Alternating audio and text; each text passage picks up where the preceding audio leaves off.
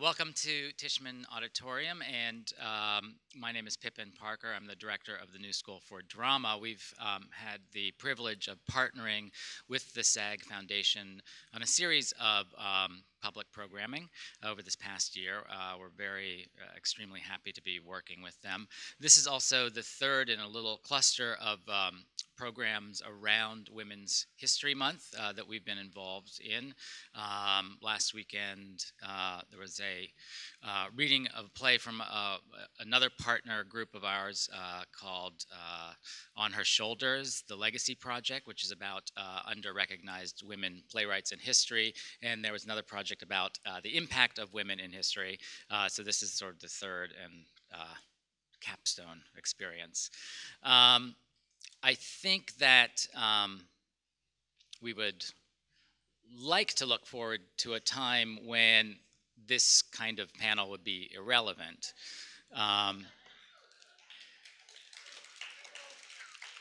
Just as a panel about women symphony conductors or women jazz players or women CEOs would be irrelevant. And I look forward to that time. But we really recognize that that is not the case. And it's particularly, I think, acutely to those of us in performing arts, which and in entertainment, who consider ourselves aware and progressive and would like to think that we are part of a community that is actually leading the way, but sadly is not in all aspects. So I'm very happy, although sad, but mainly happy, that we have a really remarkable group of women directors here, both from the world of film and television and theater, which is particularly nice and particularly something that's exciting to do in New York City. So I welcome you here tonight, and it's my real privilege to introduce the Director of New York Programming for the Screen Actors Guild Foundation, a woman who can do the work of at least 4 men, or 2 women, that means, Stacey Jackson.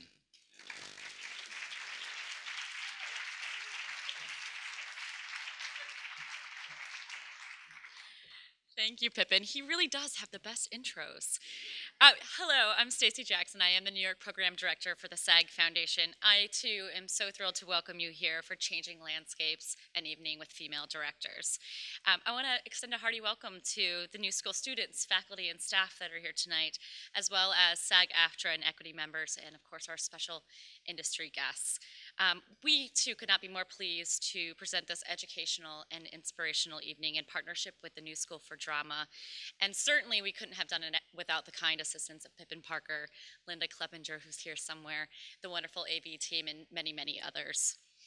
Tonight's event will be streamed live, so please do remember to turn off those cell phones and any other electronic devices you may have. All audience questions tonight will be answered via the cards you submitted earlier this evening. For those of you who maybe don't know about the SAG Foundation, we are a national nonprofit organization with a mission to assist, educate, and inspire union actors and the communities in which they live.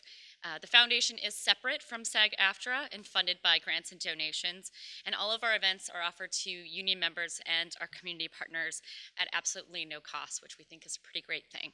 So for those of you who know our programs, please be our ambassadors, help us spread the word, encourage your colleagues to visit us at sagfoundation.org and check out upcoming events and learn a little bit more about us. We also love to engage with people online, and we're at SAG Foundation on Twitter. We're super cool, and we're on Facebook as well. All right, let's get down to business. It is my pleasure to introduce you to our moderator for the evening, Melissa Silverstein. Melissa, yeah, let's give her a round of applause. Melissa Silverstein is a writer with an extensive expertise in the area of women and Hollywood. She is the founder and editor of Women in Hollywood, one of the most respected sites for issues related to women and film. She is also the artistic director and co-founder of the Athena Film Festival, a celebration of women and leadership at Barnard College in New York City. Melissa recently published the first book from Women in Hollywood, In Her Voice, Women Directors Talk Directing, which is a compilation of over 40 interviews that have appeared on her site. Her work has been featured on CNN, the BBC, as well as in Newsweek, Salon, Chicago Tribune, Washington Post, New York Times, and many other publications. Additionally, Women in Hollywood was named one of the top 100 websites for women by Forbes Woman in 2012 and 2011. Please join me in welcoming Melissa Silverstein and our esteemed panelists to the stage.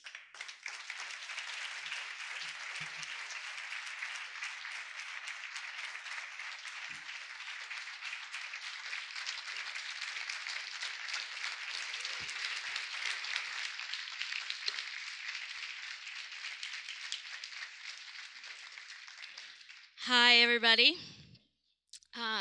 Thank you so much for being here. I'm so excited to be with these women on the stage, but I feel like I'm very far away from you. I asked for a table because I have like notes and stuff, so I'm gonna come a little closer. So what I'm gonna do is, thank you, thank you. What I'm going to do first, see, here's what happens when you're on a panel with like directors. They just start directing. It's awesome. So I'm just going to start with a little overview that I wrote and then introduce these esteemed ladies, women, and then go from there. And we'll have a little bit of a free-for-all this evening. Okay. I remember reading a piece by Nora Ephron before we knew she was sick about how one of the things she wouldn't miss was being on women in film panels. I was a bit surprised because I always seek out the women in film panels because in some instances that's the only place I get to hear women's voices. But I thought about it more and I realized how difficult it must have been for her to be on these panels where the focus was always about how hard things were for women directors. And for years, the list of women who could be on these panels was teeny, and it's a big responsibility to carry your whole gender on your shoulders. So as I started doing this work, I made it one of my points to think about reframing the conversation. And no longer will we ask, where are the women? Because as you can see, they are everywhere. The conversation I like to have, which I hope we will have this evening, is here's my experience, here's how I was successful, here's some advice, go for it. I believe that having women working at all levels of the entertainment business is vital to our culture.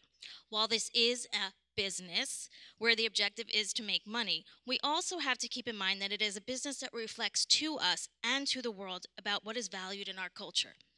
If we only see stories by white men about white men, we are leaving out most of the world. That's why it is so important to keep pushing the envelope on these issues, because it is about how we value people in our culture and whose experiences count. The way the business operates today, the message we get is that white men are the ones that count. So as we begin this evening, I also do a reality check, and so here are the numbers to keep in mind. Last year, women directed 9% of feature films, and that is up from 5% the year before. And that double, and that is the top 250 grossing films, and that number's been the same or lower than the numbers in 1998. Women directed 11% of the television shows. And as for theater, ladies, I'm going to ask you that. There are really nobody counting the statistics in a way, but I know that it's below 20%. While those numbers might be depressing, I also find them empowering because they help us make the case for change. And make no bones about it, things need to change. The women who are here tonight are making this change. They are working directors. They work in theater, TV, and film. And the last thing I want to say before we start, which is a bit important, is I hear a lot of people talk about when you support women and their voices, you are against men. I think that's bullshit. What it means is that you want more diverse voices to be a part of the conversation, and having that diversity benefits us all and makes us stronger. Thank you. Okay. Wow, I just laid it out. So I'm gonna start with Nima Barnett. No, but you don't have to answer the question first. I'm gonna introduce you first, okay? Just because your last name has a B. But that's all it is, no pressure. Nima Barnett, raise your hand, just say hi. Works in both television and film. Her most recent film is Women, Thou Art Loosed on the Seventh Day. She was also picked by Spike Lee to be the only woman to direct the miniseries Miracle Boys. I'm going to ask her about that. At 21, she made her directing debut at the Public Theater with The Blue Journey by Oyamo. She made her way to the American Film Institute's directing workshop, where she wrote, produced, and directed her first. That wasn't on the bio. She was at DWW, which did a program at the Athena Film Festival. Oh, okay. Ooh, lots of stuff here. That film got her noticed in Hollywood when she directed an episode of.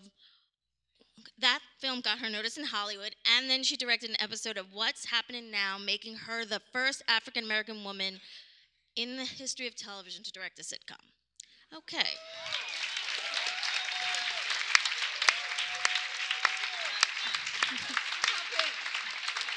And that was like in the 80s or 90s? It was the late 80s. Yeah, okay. The Lifetime film Better Off Dead got her a 2-year housekeeping deal, which really don't exist anymore, at Sony to produce, write, and direct Listen for the Fig Tree. With that, she became the first African American woman to get a deal at a major motion picture studio. She has been teaching at UCLA for 15 years and also started at USC. She started in USC. Okay.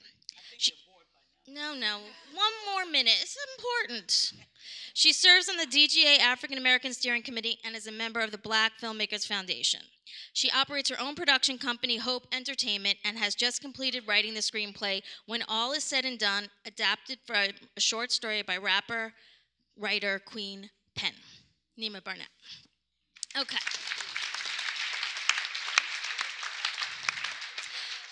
Hi to the live stream. Liz Diamond is right over there. Raise your hand. Thank you. Liz Diamond has taught at the Yale School of Drama and served as resident director of the Yale Repertory Theater since 1992. She has served as the chair of the directing department since 2004.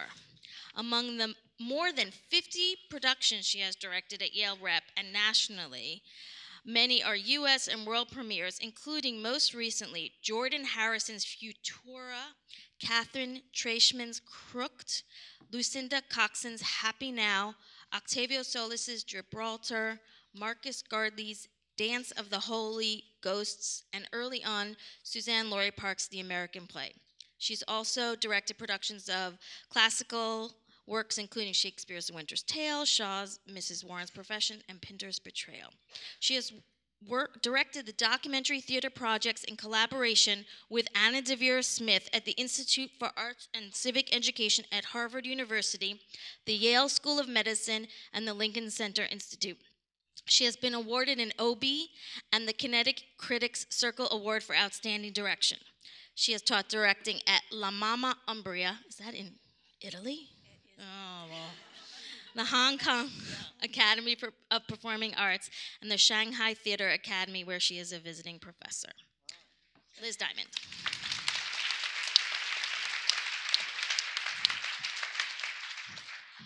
Lee Silverman has directed on Broadway David Henry Wang's Chinglish and Lisa Cron's Well. Her recent world premieres include the currently playing Madrid, starring Edie Falco, In the Wake, No Place to Go, Go Back to Where You Are, and these are at all the major regional theaters in the country. From Up Here at Manhattan Theater Club, Yellowface at Center Theater Group in Los Angeles, Coraline, Hunting and Gathering, Blue Door, Playwrights Horizons, Oedipus at Palm Springs. It's a lot. Very impressive. Upcoming is The Call at Playwrights Horizons, American Hero at Williamstown Theater Festival, and Kung Fu at the Signature Theater. In the West End, she also directed the awesome play Wit. Lee Silverman.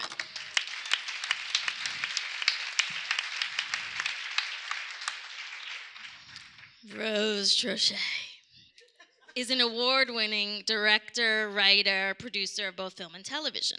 And what you see here is these women work in all different mediums, which we'll talk about. Her first feature, Go Fish, was released to wide acclaim, garnering awards at the Berlin, London, Rimini, and Duval film festivals. It also won the prestigious Open Palm at New York Gotham's Awards. Bedrooms and Hallways followed, receiving the Audience Award at the London Film Festival. In 2003, Trochet released The Safety of Objects, which received stellar reviews and went on to open the San Sebastian International Film Festival and win Best Feature and Best Actress for Patricia Clarkson at the Duval Film Festival. In 2003, she directed the pilot for Showtime's The L Word and went on to direct, write, and co-executive produce the series through 6 seasons.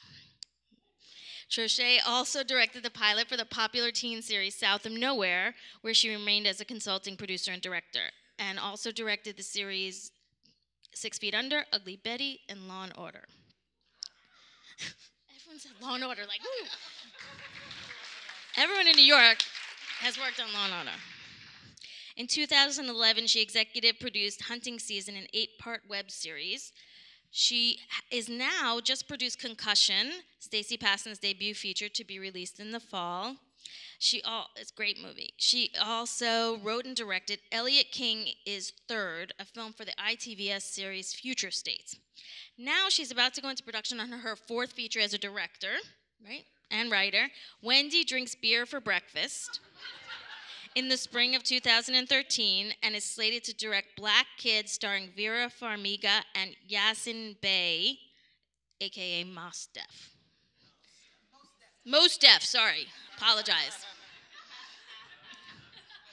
Don't be mad. I apologize. Okay, Rose.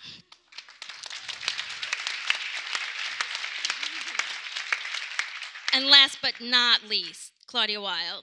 She is a film and television and theater director. After graduating from Harvard, she made 30 shorts for Sesame Street. My mother loves you for that. She produced and directed her first feature, Girlfriends, in 1979 with Melanie Mayron, and then directed It's My Turn for Columbia Pictures with Jill Clayburgh, winning the Donatella European Oscar for Best New Director. I mean, we're going to talk about that movie. Claudia has directed television since 1983, most recently, episode 6, Boys of Girls. Everybody's seen that. She directed 30-something, My So-Called Life, Chicago Hope, Once and Again, just amazing television shows and TV and cable movies, including Johnny Bull with Jason Robards, Colleen Dewhurst, Kathy Bates, and Face of a Stranger with Tyne Daly and Jenna Rollins, which won an Emmy. As a theater director, she's worked at Williamstown, the O'Neill, Sundance, ACT, Empty Space, MTC, Circle Rep, all these names are just flowing together. And the Public Theater, where she was nominated for the Drama Desk for Best Director for the premiere of Donald Margulies' Found a Peanut. Okay. I cut a little bit. She's on the faculty of USC, where she created and teaches advanced directing in the Graduate School of Cinema and has guest taught directing for film and television and theater at Columbia, Harvard, NYU, and Cal Arts. Recently, she was a juror at the Nashville Film Festival and directed several of the Game Changers films for the GGA's 75th anniversary. Next, she is preparing a documentary about the art and craft of directing and producing a new play series in next January for the Broad Stage in Santa Monica. Claudia Weil.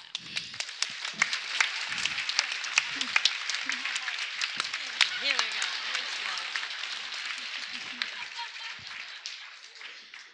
Okay. Now my mouth is dry from those amazing women. So what we're going to do is I have a bunch of questions, and then people also submitted questions on cards. I am going to use the moderator's prerogative and not ask them all if they didn't make any sense. And then we go from there. So I'm just going to throw out questions, kind of start off, and then you guys can jump in. I want it to be a bit of a free-for-all so that you can all feel comfortable. So the first thing is always, did you have like one of those aha moments when you realized that you wanted to be a director? Because, I had an aha moment when I knew I was a feminist, but it's a little different. Is this on? Yes. Oh, hi. Hi. So I didn't. I grew up in a home. My parents are both from Puerto Rico, and my father has a sixth grade education, my mom has a ninth grade education, and it wasn't really something that going into the arts was not something that was, it was sort of frowned upon as like, we've made it this far, take us the rest of the way, be a nurse. And it's not that I didn't want to be that, it was sort of like, so I was like a sort of a closet kind of like, I went into industrial design because it had the word industrial in it. And while in it, sort of discovered photography, then photography led to film, and I was like, and it turned into one of those, I'd always been kind of like a C student, a B and C student, and it was the first time I was ever on the honor roll. Like, I think when you find what you want to do. And I went to University of Illinois, and the program there was really experimental. Like one of my first teachers held up like 24 frames, and he goes, "I can make an entire feature out of this," and that's what was happening in the like late '80s. And and you'd be like, and you're not going to feel anything about it except annoyed, and that's going to be the point. Like soundtracks used to be, like, well, the same thing played over and over. And I remember I was watching PBS, and Koyanistowski came on, and it was just this moment for me. It was an incredible moment for me, where I was like, that was my aha moment. I was just like, a narrative doesn't necessarily have to have words. It doesn't necessarily have to be impactful. I mean, it's funny that I make those like straight up narratives now, because that was really my kind of aha moment about like, this is an amazing thing. And I still have that. I have that all the time with doing film and film and television and web, and it's like learning all the time. So I have aha moments all the time still about what it is I do. That's great. I had an aha moment. Okay. I think they're all on. Okay. The reason why I'm only interjecting my aha moment is because it has to do with the symbolism of seeing another woman. In my case, an African American woman who was a director. I was a student at High School of Performing Arts, the old original one, the old firehouse. And Vinette Carroll, who's a theater director, was one of my instructors. And she was an African American female theater director. And she spoke like this, and she was just special to me. I had never seen a woman director in my life. And so when I graduated and when I was in college, she had this urban arts court with Glenn Term and myself. She picked a few of us out, and we would go around to the prisons, and we would perform. And then I got a job at the Harlem Y. So what I would do is with the kids in the summer, I would redirect the plays that Vinette Carroll, that we were in with her. And, it was very inspiring to me, because I was like, oh, I like this directing thing. You could be the boss of everything. Music, costume, story, people, it hit me, and that's really what I love to do. But the reason why I injected is because I think one of the reasons why we're all here today is to be that image for those, particularly those young women out there, those women, period, out there who have dreams and aspirations and think they can't do it, because I would have never become a director if I hadn't met Vinette Carroll and seen her. Exactly. Anyone else want to add an aha moment? Well, I'll just add to that I grew up in Washington, D.C., where Zelda Fitzhandler ran Arena Stage, and she is really the person who started regional theater. And I think just based on what you were saying, it makes a big difference to grow up somewhere where there's a woman who's in charge. Mm-hmm. And you're just like, right, that can totally happen. And then you leave, and then you're like, oh, that was rare. But like, thank God. And I think Zelda, for a lot of people, but particularly I grew up going to Arena Stage a little bit, not even that much, but just knowing she was there, knowing that it could happen, it made a big difference for me. Add that I had a aha moment when you read everyone's bios, and I was just like, what? I'm on this panel? Like, I'm just saying, it's an honor. I'm having an aha moment right now. So Liz and Claudia, why don't you guys start us off on this one? Talk about the thing that gave you your break, where you looked at your career differently as like something that you were going to have longevity at. Or maybe you don't think you have longevity.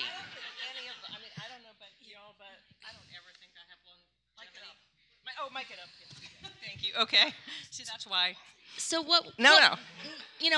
I don't. It always seems at risk. So I never think of it as longevity. I've never had such a moment. So. What was that moment where your career changed and you were like, okay, I things are a little guess different? when I sold Girlfriends to Warner Brothers, Okay. and all of a sudden I was discovered as a woman director when in fact I'd been one for 20 years. Right. But it was like, The long-term overnight sensation. yeah. I mean, I was very happy, to get discovered. I don't mean to Right. impart, that I was contemptuous of these people who discovered me, even though I suppose there's a little edge to that. But, yeah, that would be the time. And Liz, do you have anything to add on that? Yeah, well, like you, I mean, I think the fraud syndrome is a very, very big part of being in the arts in this country, period. Which is to say that I think that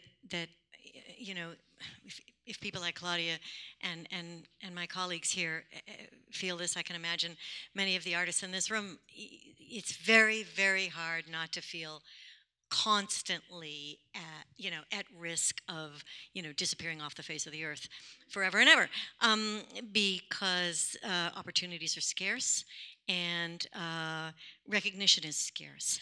Right. But when you have the joy of having a moment of it, it is like rocket fuel. And a couple of those moments came for me. One was way back when I was, I didn't know I was going to direct until I actually was a Peace Corps volunteer working in West Africa. I started a theater project completely under the table. Nobody knew I was doing it. I wasn't supposed to be doing it. I found a friend who taught me how to write grants, and my first grant proposal looked like, a book report from 6th grade, and I actually, through an extraordinary woman who was a very young woman working for the Ford Foundation, flying around West Africa, handing money out, and who was, I was very, very impressed by her, and she by me, because I was sort of living in a very remote area and just doing it myself. Helped me, got a grant for myself and my African colleagues, and we started a theater company. And about 2 years into running around the country putting on plays in rural areas in local languages, and I was the only sort of, as they say over there, European in the mix. It suddenly occurred to me that I did not want to go back to the United States and go to the Fletcher School of Law and Diplomacy, where I was supposed to go, and I wanted to make theater. And there was something about that grant, and then about the tremendous experience of just sitting in a circle in the middle of the night under the stars, and suddenly having 1,000 people come out of the bush to see the work, and you thought, okay, wow, this is what I'm meant to be doing. So those are the aha moments. You used the word fraud when you talked about at the beginning of that story. Now, do you mean it's very different than, looking at your career, the word fraud, which is something I think women kind of tend to use a little bit more than the dudes, because so if people can kind of chime in a little bit on that, is do you feel like you're, faking it at times? Do you own your power? Do you see more women who feel kind of like they're frauds, or is that, not relevant? Is the word fraud or fraught? Did you use fraud or fraud? I used fraud. F-R-A-U-D. F-R-A-U-D. And right. If I can jump in and just say, it's actually something that the dean of the School of Drama sort of tries to console newly arrived students with by sort of by letting them know that it is a very common feeling to feel like, you're the one who didn't deserve to get in. Mm-hmm. You're the one who doesn't deserve to be here, and who within 3 minutes is going to be found out. And I think all I meant was that for many artists, male and female, I think there's always a fear that this next thing I do, I'm going to blow it. Right. But I actually think that that's a relevant piece to lots of people's lives, not only in the arts, but in other aspects. And so I just wanted to see if anyone else had any thoughts on that. I mean, I'll say it. I mean, I think that, and I do agree with you. I think perhaps, and I'm not a man, so I can't get inside a man's head, but I I think, at sort of every turn, I remember after I did Go Fish, and we did, Ann Rossetti, who shot Go Fish, actually is in the audience. I just saw her. And you work your way through this, and there was such a sort of a innocence about that first feature, and then sort of your eyes are open to like how it, we went to Sundance, to sold it, and went around the world, and then meet other directors, and you're like, okay, oh, that's what a director looks like. Okay, well, what? And then there becomes, my second movie. I'm like, oh my God, I'm here. I've got a real crew and a real and these actors who were in the. I did my second movie in London, and all these RSC actors, and and I was like, I felt like, oh my God, I'm gonna have to fake it till I break it. I don't know. And I, and the same thing when I did television for the first time. It's like, and I no longer feel that way, but it took a really long time. Like, I feel like I've earned the right to be where I am and to do what I do. And I just feel comfortable in my skin as a director, but that took a lot of years.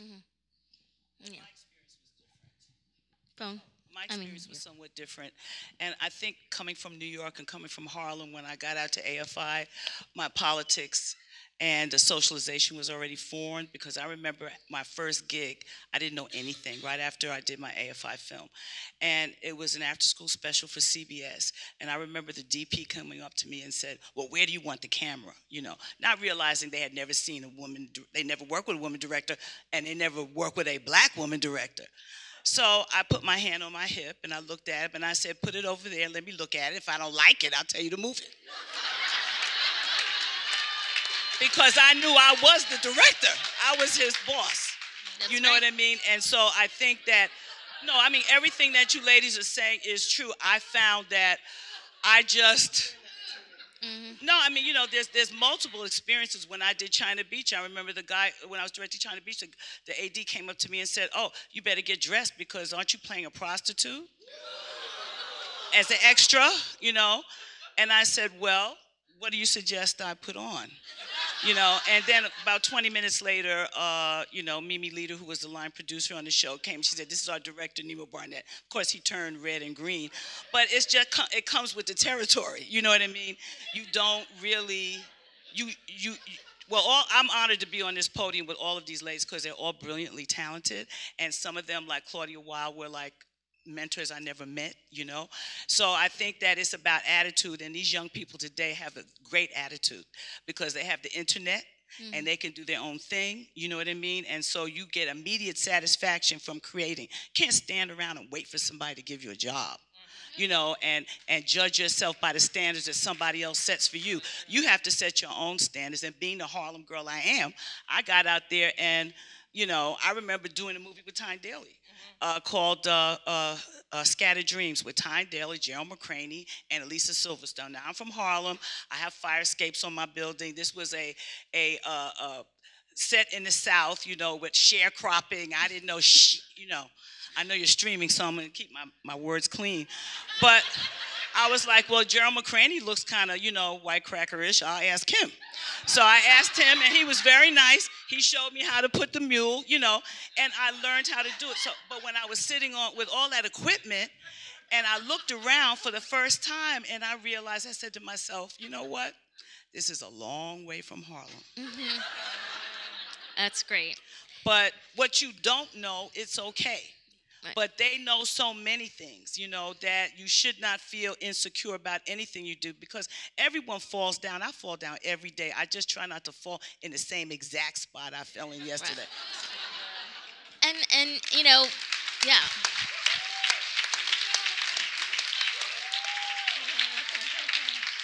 One of the things in Hollywood is that they look at the failures of women directors as a failure of all of women, the entire species, right. Whereas they don't look at the failure of male directors as any indication except it was a crappy movie. So, and then they get their next gig. But so failing is something that has a lot of implications in certain respects for female directors. But you learn best from your failures. We all know that. So, did you want to jump in, or should I go to the next question? Well, I came out of documentary. Okay.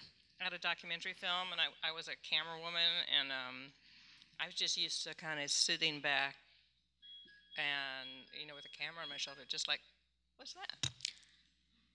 Okay.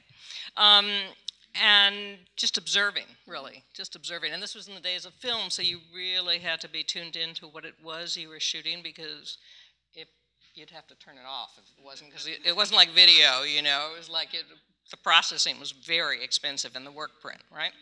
So you'd really have to be tuned in. So documentary was kind of my film school in a way.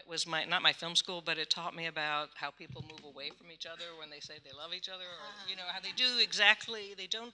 How the physical life betrays what's really going on, whether it's stage or film or TV or whatever, and that is the most important thing. That it's the subtext and it's the essence, right?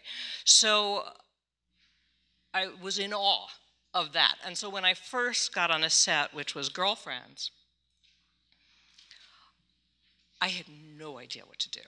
I mean, I really had no idea. I didn't know how I was going to create that reality, And that's what scared me the most. I mean, Fred Murphy looked at me the first day, because we were waiting, and Melanie was in the aisle, and Melanie Mayron, who played the lead, and she's supposed to cross, and he's looking at me, and I'm looking at him, and then I'm looking at Melanie, and he's looking at me, and finally he says, "You have to say action."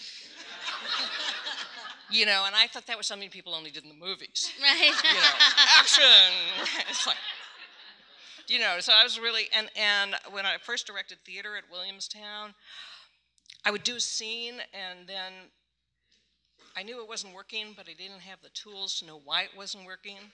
So I said, let's have a break now, and I'd go and I'd sit in the ladies' room on the toilet, because so I think, I come from a place, I guess, of just insecurity and having enormous respect for what it is when it works. Mm-hmm. And it's taken me a long time to sort of earn the feeling that I do know about it. And one of the things that helped me really learn that is teaching it, having to teach it. Mm-hmm. How do you all go from medium to medium? Like, how does it work in terms of directing theater and TV and film? What do you bring that's different, and how do you prepare yourself for that? Any of you? Well, I'm always real focused on the story. What's the story?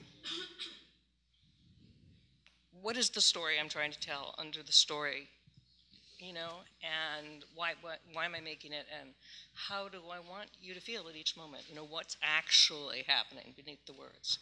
And and each time you have to create, you have to make an image of that, whether it's a stage picture that you do through staging and light and sets, and I mean, it's hard to create a close-up on stage, but you can.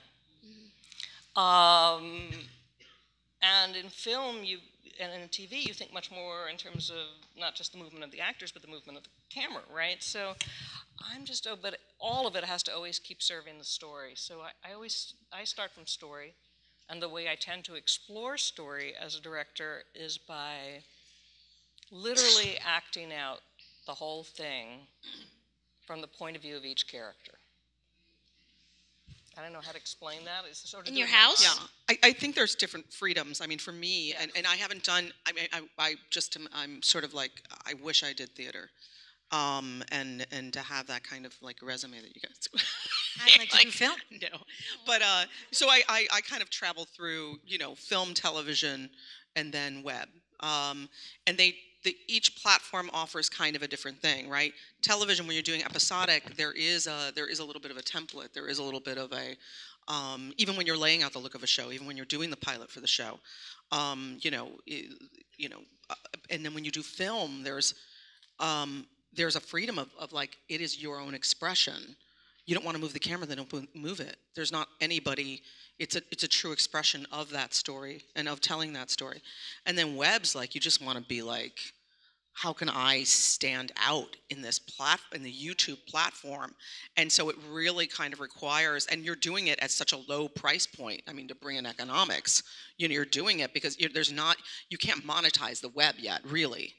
And so you're like, I got $5, let's make a movie, and so it's gonna be, they make you express yourself in different ways because of the constraints and and sort of the freedoms that each provide, and that sort of ratio of one to the other. So I think they're kind of cool to to work within the three of them. And I would love theater. Yeah. Mike. You gotta use your mic. Not being a writer, the critical thing and the difference between the three mediums is your relationship to the writer, right? Because in theater, you can't change a comma. I mean, it's owned by the playwright. It can be published as a work of literature. In film, it's a director's medium. The script is sort of almost a template. I mean, what's his name? Tony Kushner wrote Lincoln, but you don't hear about that. You hear about Spielberg. Right? You hear about Tony Kushner. And then film, you go back to the writer. Yeah, and in television, it becomes the kind of executive producer writer, and it's sort of a hybrid, and so it's always changing, but it's also very character driven, very star driven, because that person becomes the person that the reason that people tune in on a weekly basis is to watch Lucille Ball or Lena Dunham or whomever, right? And or I can think of some guys too, I'm sure, but do you know what I mean? So, and the beauty, I think, of television for me, the incredible freedom. It's kind of like an aerobics class, in directing, which is that it's not mine. It's not mine. And I'm part of not a factory, but, I'm doing 1 of 10 episodes or 22, or maybe I'm doing 5 of them or whatever, but still, and so you don't ever get precious about it, and you just think of it's a kind of wonderful way to perfect your craft, because like there's several ways to stage this scene. What's the most efficient? What's the most intent? That kind of thing. How do you all make decisions about what you're going to pick to direct, whatever medium that you're in that moment? Like, what inspires you when you read something? Do you turn things down? Do you just say it's not for me? How do you make those kinds of decisions? Yeah, I feel lucky that I've worked with the same writers a number of times. I have a long-standing collaboration with Lisa Crone. I have a long-standing collaboration with David Henry Wong. I have this play I'm directing right now of Tanya Barfield's. This is the 4th play of hers I've directed. My show that's running at MTC with Liz Flahive, that's the 2nd play of hers that I've directed. So for me, being able to have writers who I work with over and over again is very important, because I think the relationship deepens. And for me, that's why I direct. I really direct just new plays. I just directed my first revival in 10 years this fall, and I like the new play process. I like the brutality of it, weirdly, and I like the kind of adventuresomeness of it and the scariness, and every time I do it I think, why can't I just direct Romeo and Juliet? And then because what happens at the end of that play, and so many times I start rehearsals and I don't know what happens in Act 2, and I've already designed the play.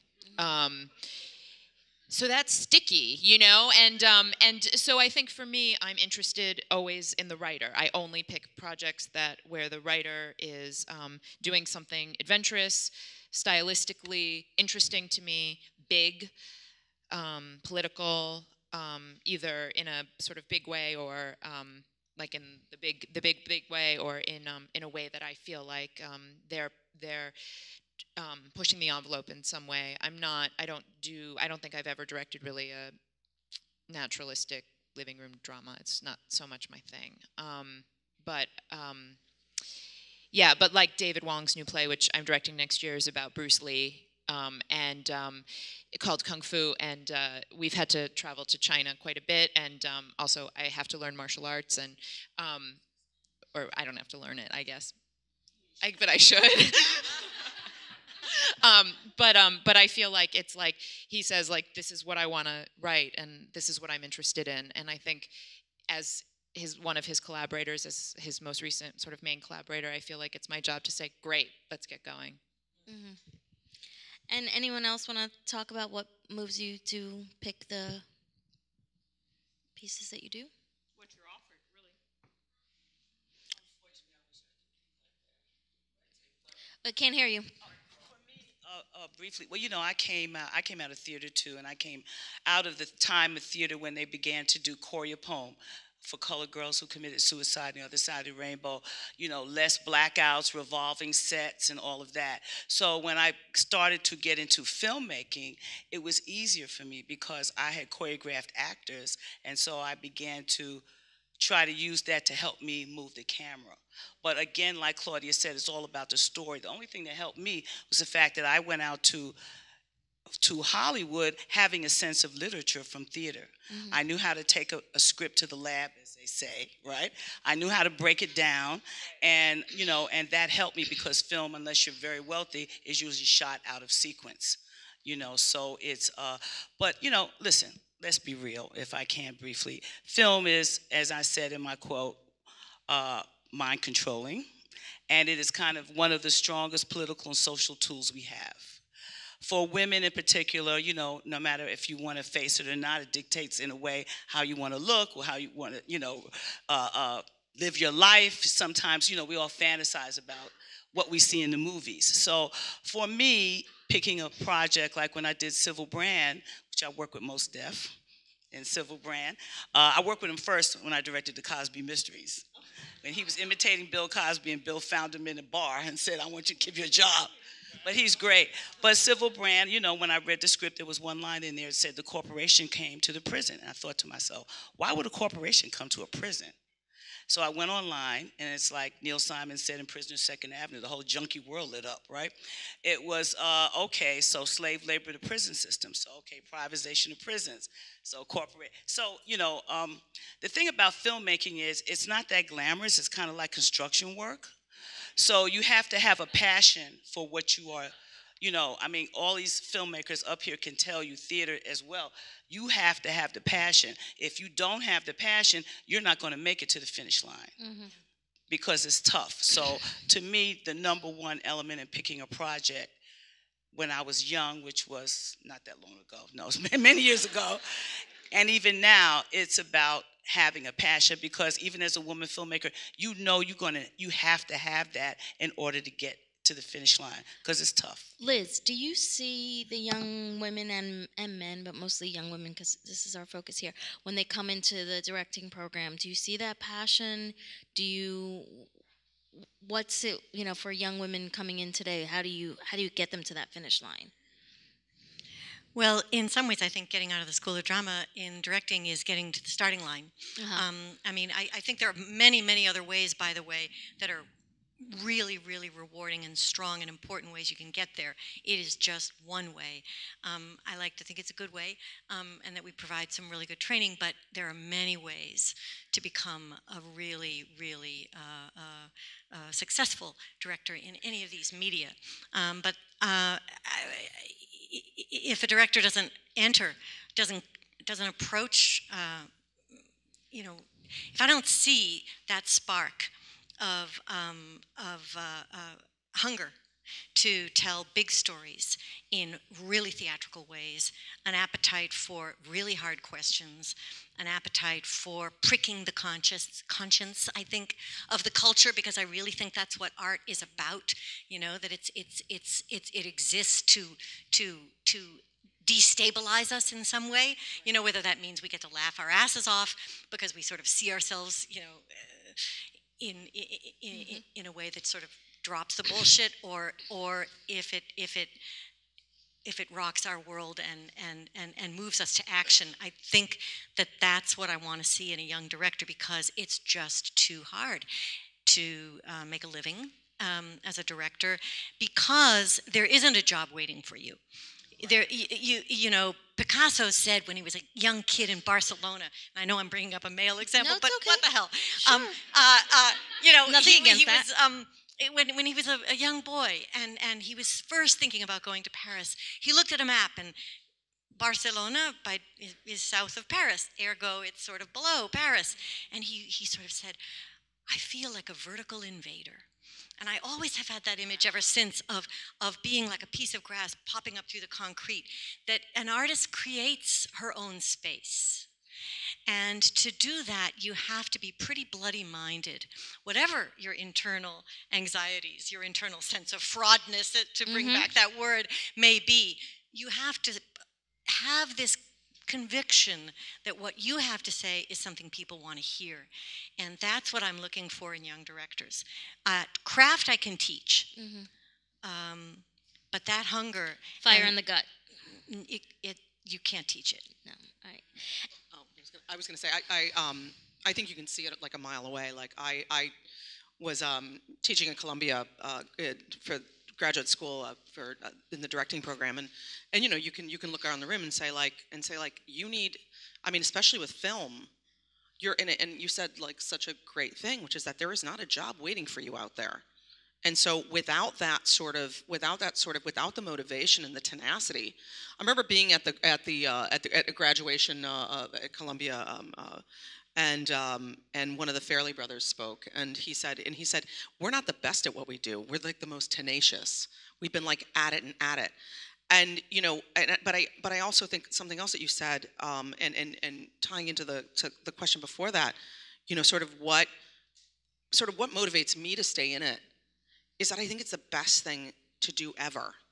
I think it's an honor and a privilege, and I think that like I think about like you know, the new company that we started, and I think about like pushing the boundaries, like the stories that we want to tell, like with Concussion, or with like, you know, which is like a portrait of a marriage, a modern portrait of a marriage, or like Wendy Brown, which I'm, you know, or Wendy Drinks Beer for Breakfast, which I'm doing this summer, you know, and you know, these are like kind of tiny movies that are about like unconventional relationships, about like a different, viewing marriage in a different way, or viewing sexuality in a different way, or you know, like what are the boxes that we're in, and how can we sort of for at least an hour and a half dismantle that. And I think that it can be a very powerful thing, and I think part of what our company is doing is trying to do these things which are like transgressive. So when I go to write, that's what I'm motivated by. You know, I'm motivated to write something that and then execute something that's gonna. We don't need more films. We do need more good stories. We do need great things that are just gonna. I want a film that you're gonna talk about at dinner. You know, Claudia, you know, Girlfriends and It's My Turn they're really important films in terms of kind of where we were as feminism in our culture at that time. And so talk a little bit about making movies in the, you know, that affected our culture, that made people think about feminism in a different way and kind of pushed the envelope that way. And also, I feel like at that time there were so few women who were operating at the studio level. Right. Talk a little bit about that. Need your mic. I think I'd never done this before. The experience of making those films is probably very different from the message of the film. Right. For instance, when I was making It's My Turn, the producer was Ray Stark. He's dead now, so I can speak more freely, but you know, and he'd come on the set and he'd kind of go like this, say, "Oh, you're not wearing a bra today, Claudia." were you indeed not wearing a bra? No, I was. I can't not wear a bra. I've never been able to. So, you know, I mean, but he was saying, "Are you wearing a bra?" You know, he was like you know, or, you know, it was a creepy time. What can I tell you? You know, you're making a film about an independent woman, but you're really, you know, you're a chick. And I was cute then. I was in my early 30s, you know, you know, sometimes I even wore skirts. And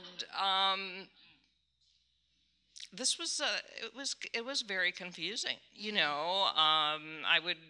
You know, I never worked in Hollywood, so he asked me who I wanted for a DP. I said, I don't know, I had to think about it. I wanted to screen some films, so I was in the screening room screening something, and he calls me up and says, "Hi, sweetie, I've just hired you a great DP," and I think, he's kidding, right? because I've read the DG contract, I know that the director gets to hire the DP, right? So, I mean, I haven't read it, but I heard about it. Anyway, so then I realized, no, he's probably not kidding, right? So I say, well, if you want to hire the DP, then you can hire yourself another director. At which point, instead of being the girl, I was now the bitch, right?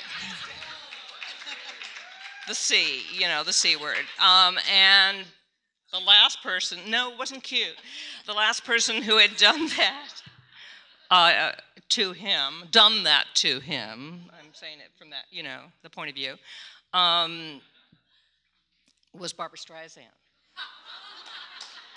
And he would come on the set sometimes and say, Barbara, you don't know what the fuck you're doing. So, I don't know, I'm getting a little spun out on this, I think. But my point is that, it was a different time, but it's not that different a time. It's just not PC to do those things anymore. You can't but they touch still, it's still, it's kind of still the same in a funny way. And I'm not a particularly tough person, though that line I just quoted myself as saying just came out of me somehow, you know what I mean? But I'm not real tough. I don't know, I'm drifting off here. Maybe somebody else wants to talk. Thank you. So I think I won't look at that movie in the same way again. Right. And it's really funny because you think about an independent woman and how she goes through life. So Nima, I grew up in the 80s and I watched The Cosby Show, and I feel like that really defined a lot of what was going on TV then. And seeing, these important people, we had conversations, my little white Jewish girl Long Island thing, we were all talked about The Cosby Show nonstop. So talk a little bit about being a part of something that so affected our culture. Well, I was honored to work on The Cosby Show. It was just, it kind of set your standards so high that you just refuse to go lower. And I just wish that so many more people had my experience, because when I look at the first episode that I did was called The Days of Spores Landed, where all the men got pregnant. And I was directing the play at the Manhattan Theater Club. I think it's at City Center, right close to. And they were like, okay, well, Mr. Cosby wants to meet you because Jay Sandridge is tired of directing all of the shows.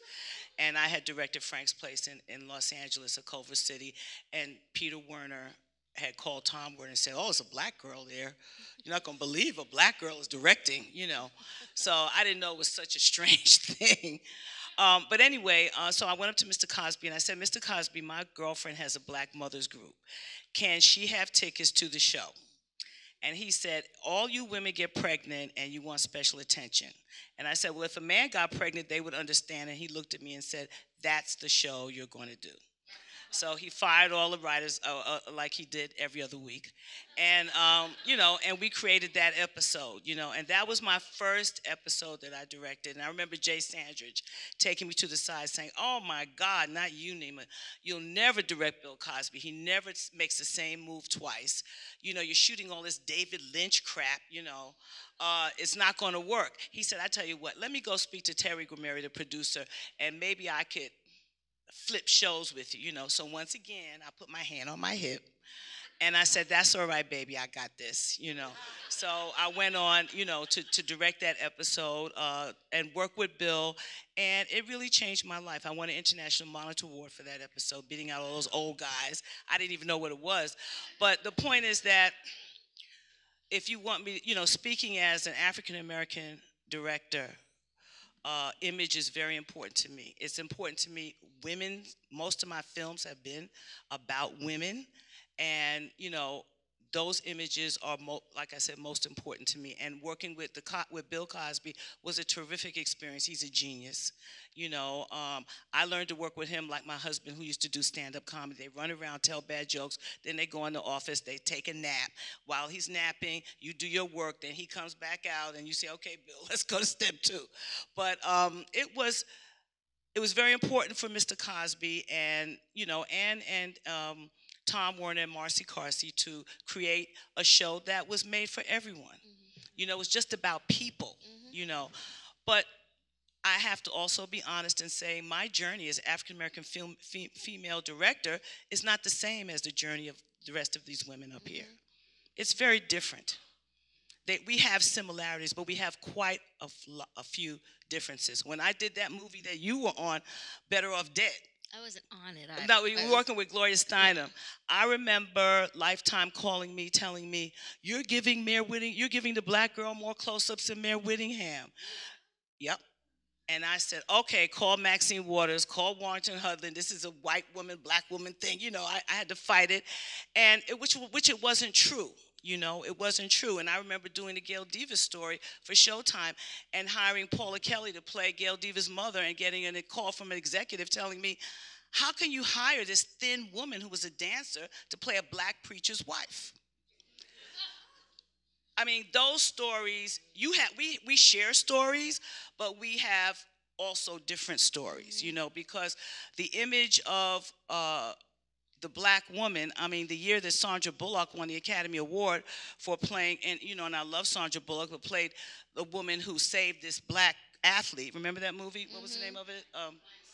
Blindside. Blindside was the same year that someone won an award for playing a black mother who was a psychotic bitch.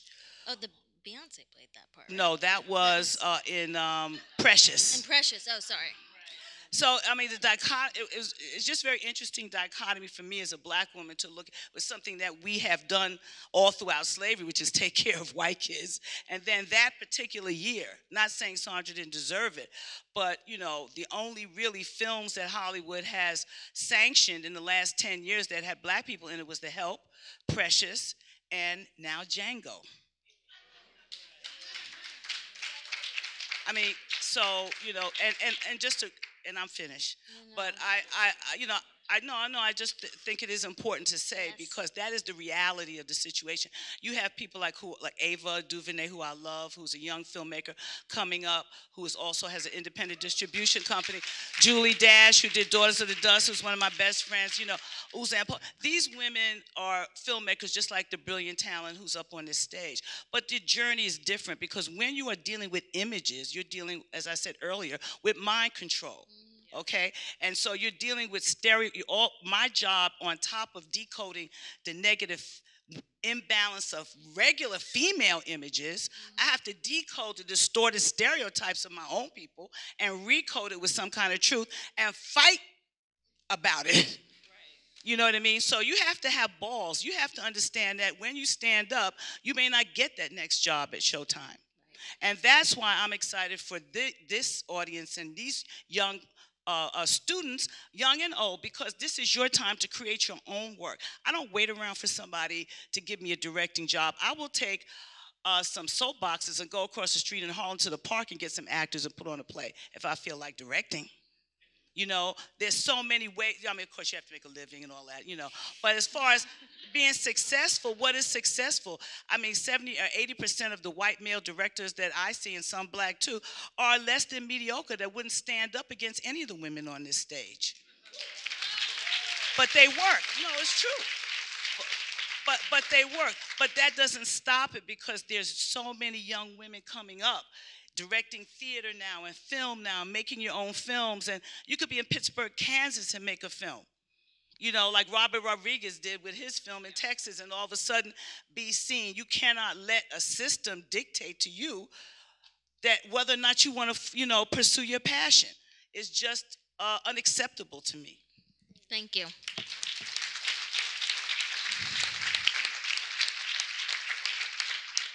Lee, there was a recent article in the New York Times, which you were included, about how women directors are thriving off Broadway. And from my analysis, and I wrote a post about it, it doesn't seem that it goes to Broadway as much. And so you have women bringing in works from other theaters, like from Steppenwolf and other places, but it's really not as welcoming on Broadway. It seems there's still a glass ceiling for women directors on Broadway. It sucks. It sucks. Yeah, I mean, so when I directed Lisa's play Well on Broadway in 2006, I was the 7th woman ever to direct a straight play on Broadway. Wait, say that again? I was the 7th woman to direct a straight play on Broadway. And that was 2006. In 2006. Nice. You know, and the interesting thing about that is Mike. Pick your mic. Oh. Sorry. You know, women buy all the tickets. We buy the tickets. Yeah. We decide where we're going, whether it's the theater, the movies, or you know, and TV, men control the remote. But the other two, and that's. I'm sorry to interrupt you. No. I was going to say just about that article. Do people know what Melissa's referencing? Did anyone see that article in the Arts and Leisure section? It's like it was sisterhood. It was called the Sisterhood of the Traveling Director Pants was my nickname for it. But I felt like so happy, of course, that it was happening and that it was there. It was a lot about everybody's feelings. And I felt like, and I'm sure this is going to freak everybody out, but I had this moment where I was like, I just wish that it said, like, these are 15 of, like, the biggest bitches you'll ever meet. Because I felt like it's really hard to get to the point where the Arts and Leisure section wants to write an article about you. And it was a lot about how, like, we're all really into feelings. I don't know. I couldn't quite, I was so excited that it was there. And I also felt like you have to be really ambitious and you have to work really hard. And I feel like they asked us all to dress alike. And then when they took our picture, they said, have no expression. And I think that Did they say that? Yeah. No, that was like the concept. And they're great pictures. I mean, I think they're great. I think everyone looks amazing. And it was incredible to be in that room because we're never all in the same room together. I mean, that's part of why this is so amazing and kind of blowing my mind. But I feel like... on balance, I'm really happy it was there. And I'm also like, you would never see an article with 15 men.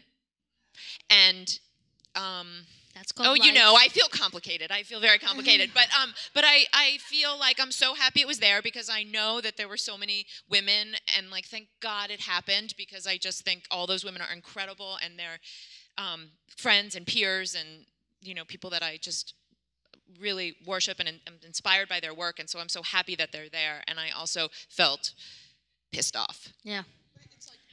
It's like what happened at Sundance this year. You know, you have like the 8 women. There was like, oh my God, finally there's parity at you know in competition at Sundance. You know, like 8 men, 8 women in competition, but the women got all lumped together on these panels. You know, it's like as if there's going to be a consensus of feelings about being a director, what it's like to be in the world as a woman, and it's just, you know, it's still this collective voice, and or it takes how many women does it take to like earn an article in you know in Sight and Sound or in the New York Times, you know, like how many do you have to pile on there? You know, a man's interesting enough to like drive one out. Not to stop. Now I'm complaining, but stop.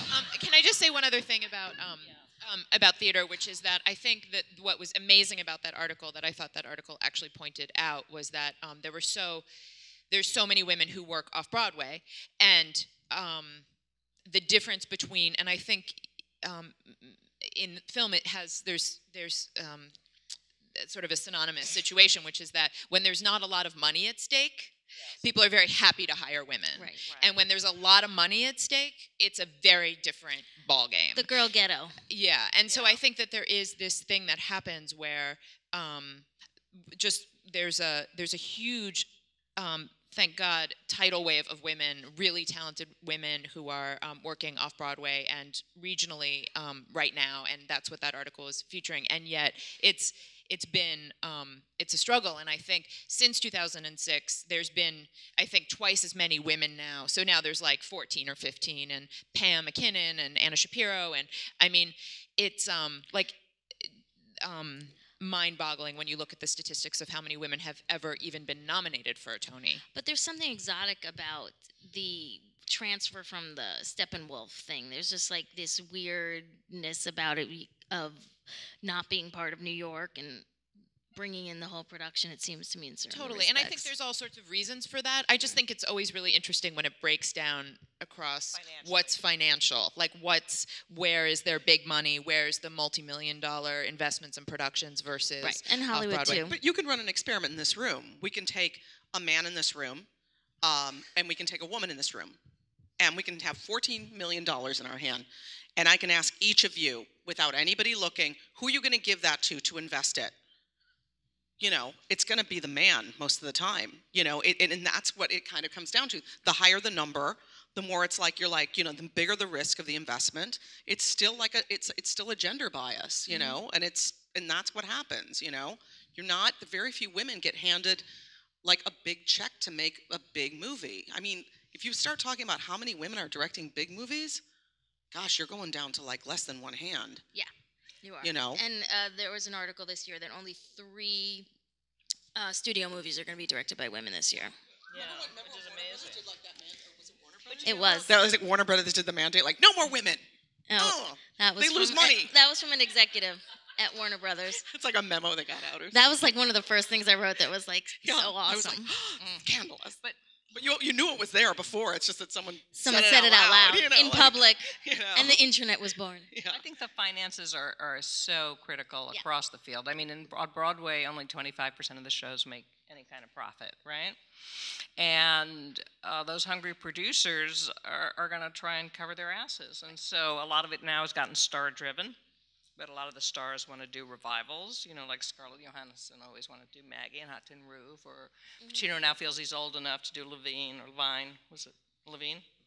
Anyway, whatever, in Glengarry Glen Ross, and, you know, so those are revivals, those aren't new writers. A lot of the success of young women directors is directly connected to their relationship with incredibly talented, diverse women writers, right? But no Broadway producer is going to bet on that as opposed to the ticket pulling in power of an Al Pacino. Right. So it's just not going to get to Broadway. Similarly, I think when, you know, film and TV studios are financed by these mega media conglomerates, you're talking bit of business, you know, you're talking Sony, you're talking, you know, all of this stuff, right? And they're not going to invest in women too. For the same reason, but Sony, the freedom. Let me just finish. The freedom, the real freedom lies on web series, digital. You know, being able to make your own stuff for no money now.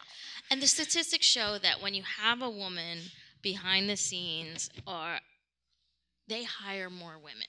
And so what we need is more women power brokers. I mean, like Sony, that's the only woman with like a co-chair, you know, Amy Pascal. She actually hires women. She hired Nora Ephron. She's doing Nancy Meyer's latest movie. She distributed Zero Dark 30.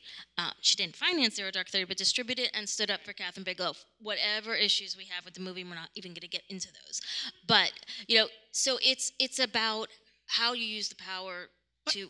I also think to myself, you know, and sort of the basis of our company is that I was. Can you tell us what company it is? I have a company with my business partner Stacey Passon, who wrote and directed Concussion, called 93 Films, and you know, sort of because on some level it's just like we do have a model which works for women. And that's not the same model that works for men.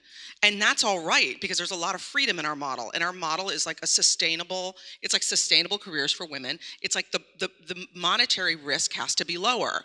And you have to stop comparing yourself to, like, you know, do you really want to be the big Hollywood movie maker? Because I'm going to tell you, there are so many cooks in the kitchen when it starts to get up into like above 15 million, that it's like, do you really want to do that? Do you really want that to be your story? I mean, I think that there are amazing and powerful stories that can be told within like we do films for like $500,000. That's not to say that all our films will be in that, but that's like where we can really make our money back. So compelling small stories. Of success. Yes, there's different platforms of distribution now. There's ways in which you can control this. Theatrical is not the brass ring. All right, like you can sell direct to Netflix. You can take the money from that sale. You can do a 50-50 like there's all sorts of ways to make this business. It's like we have to stop looking at the old model of I mean, I know we keep on talking about filmmaking, but we have to stop looking at the old model of filmmaking and media making, and like really kind of go and like, kind of forge a new path, because we have the technology, we have the skills, we have the leadership, we have the smarts, we have the stories and the talent. I mean, Liz, do the students who come to Yale, do they know that they're going to work in other mediums also, and that they want a foundation in theater, or is it like, I want to be a theater director? They want everything. They want to make theater. They want to make film. They want to make television. They want to make opera. They want to make music theater. They want to make web-based events. They want to make installation art performance pieces. They want to do it all, and many of them are going to or have already done worked across those. I'm thinking that. Relevant to what Lee was describing in the Times and so on, and to what you're saying, Rose, about questioning the definitions of success. This may be Pollyanna-ish, but I actually think we're sort of approaching a kind of critical mass. The number of absolutely brilliant young women that I've seen graduate from my own program and that I see in the field working right now is absolutely astonishing. I'm not convinced that all of them see Broadway as the zenith, the defining zenith of their artistic lives. There can be, a ton of fun to be had, I'm sure, making commercial theater, but their gaze, I think, is much more directed at the kinds of theater making that we're more likely to see, in Europe and Russia, quite frankly, which is ensemble-based, company-based, director-driven work, where you're absolutely authoring your work. Gaze, as in Gaze, right? I didn't hear what you said. Yes. Their gaze. Okay. Yes. Yeah. And interestingly, there's a whole new generation of young producers coming up, male and female, who have equally adventurous ideas. Right. So that it does seem to me that right now in the States, we're sort of in this kind of, at least in the theater, I don't know what you think, Lee, about this, but a kind of Ed Martinson who runs the theater management program at Yale talks about a sort of barbell effect where there are actually more theaters now than ever before, and new theaters are constantly being created.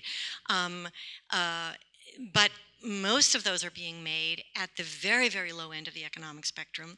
Most of them don't last more than 6 or 7 years. And then there are the behemoths that have sort of passed that sustainability point, such as a Steppenwolf or a Goodman or an MTC or a Signature Theater in New York, that kind of thing, in the nonprofit world. But I think that my sense of the next generation is that they're not necessarily waiting for those doors to swing open. It isn't their generation who are filling those seats. Mm-hmm. Right, that's the problem. So, Rose, one question. When you released Go Fish, and it was heralded as, the beginning of the new queer cinema, or whatever was said, I don't remember the exact words, but I'm sure something like that, right? New lesbian cinema. It was one of. I mean, it was B. Ruby Rich who coined new queer cinema, and it was.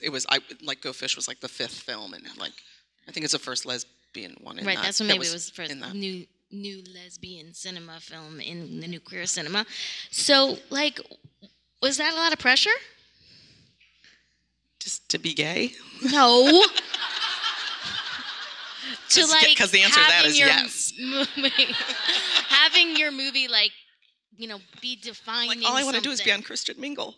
What'd you say? I said all I want to do is be on Christian Mingle.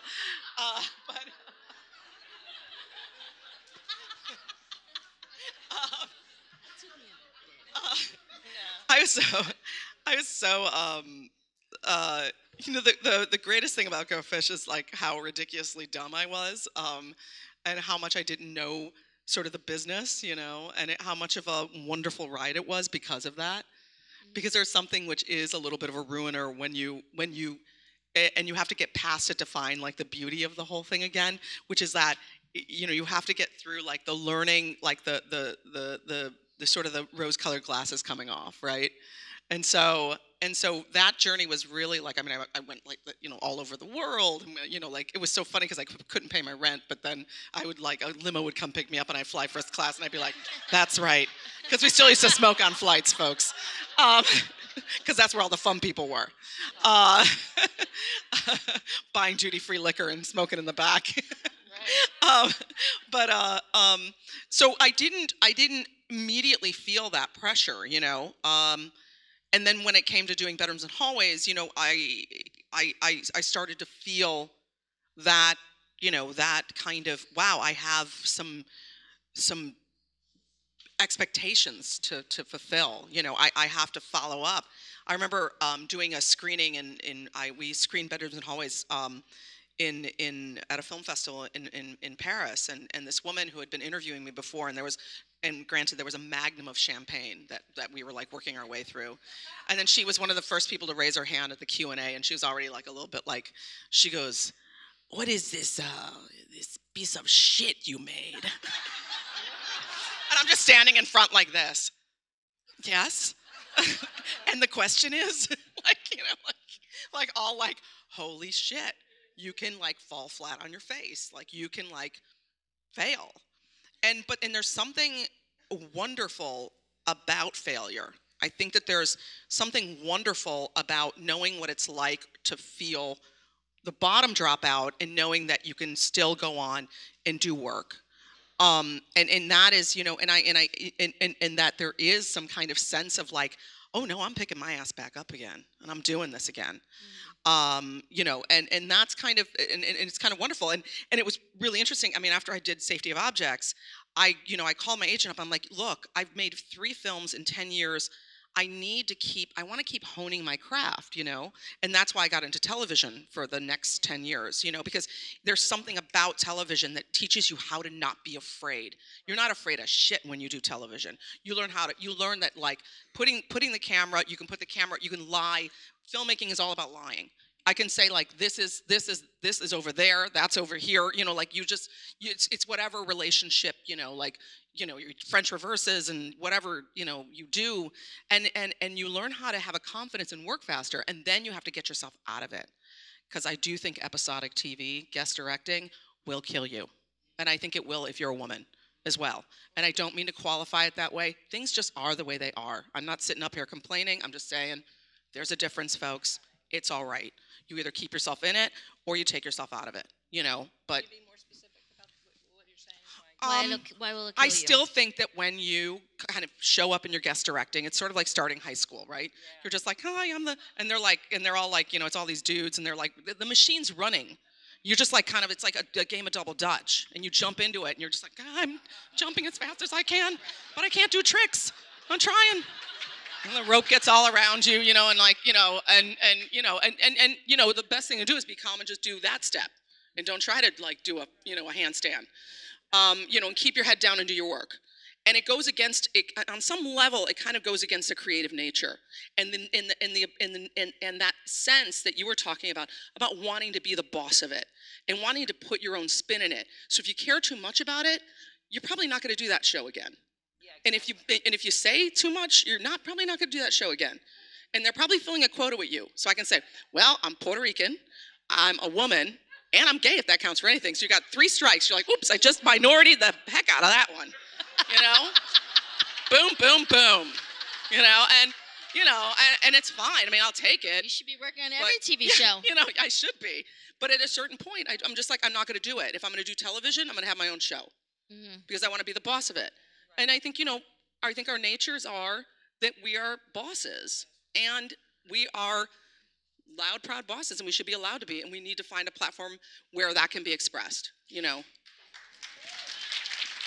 I'm going to build on that because one of the, I'm sure everybody's been hearing about all the stuff about Sheryl Sandberg's new book and the leaning in. So she had this quote that she said on 60 Minutes that I wanted you guys to all talk about. It's about bossy issues. And she said she wants all girls who are told that they were bossy to be told that they have leadership skills. Exactly. And so if she does nothing else except for like not having all us girls who are bossy when we're 7, people say, "You're so bossy." And the boys are like, "But this is what being in charge is." So talk a little bit about this kind of like owning power, being in charge, the bossy thing. And then the B word always comes with it with women. Claudia? I don't think Julie Taymor, I don't think if a guy had directed that, he would have gotten nearly so much shit for having been over. Yeah, Spider-Man, for having been over budget or having strong opinions about what he was doing. It was just like, bossy bitch. Who does she think she is? Wasting our mother, our money. It was just. I do think it's a. I think it's a huge thing. She is so magical as well. You know what I mean? She's so freaking talented. She's one of our, rare talents, and the abuse she got for that, or the beating up. She got beaten up. Yes. I mean, I think we can't underestimate the violence against women on every level in the world. The fact that we still haven't gotten that passed, or that America hasn't signed on to it, it's just like scary. And a lot of the violence is ostensible and trafficking and that kind of thing. But so much of it is this calling somebody strong. To demean them. A demeanor, demeaning them for being strong. Demeaning a female for being strong. And how do you all teach women to not, just like what we're doing right now, to own it in some ways? I mean, is it something that you can teach people, or they just have to get over and? I think you can definitely teach it, and you can definitely encourage it, and you can help young people become more conscious of their own habits of self-presentation.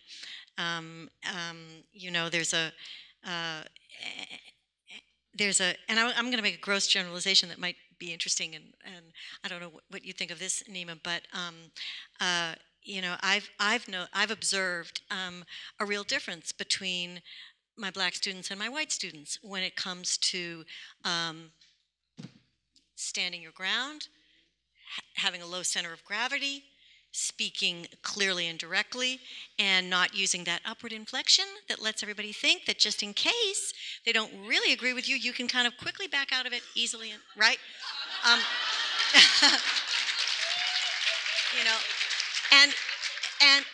I'm telling you, it is ubiquitous, and it is, I think, characteristic of, I'm just going to say it, white girls. And I think it is a problem. But you know what? It's not a gigantic problem. It's actually kind of a small problem. It's a habit that can be changed. People can change, and people can learn. And all you have to do is pay attention to yourself and slow down in a public forum and in an environment, and take a deep breath and stand steady and feel your feet on the ground and put your voice down here and just start.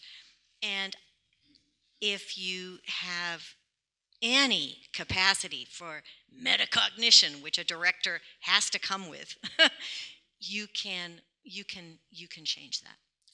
All of you who teach, I hear this story all the time that when young women are, thinking about their careers, the women ask at these discussions, how am I going to be able to work and have a family? And the guys never ask those questions. So I'm wondering how, A, are guys asking those questions now? Because that would be awesome. And B, what do you say to young women? Any of you who teach? That young women are really still the only ones asking the questions of, like, how can I be a director and have a kid? Work and family issues. Or are they not asking those questions? I hear, and I'd love to know if men are also interested in that. Well, I think, I don't think it's a question that I'm only hearing from young women.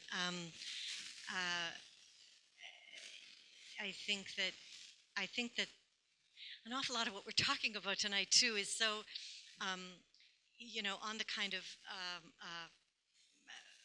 small level, I sometimes feel as though I can't really see what are the forces that are in fact actually dictating gigantic parts of my life, right?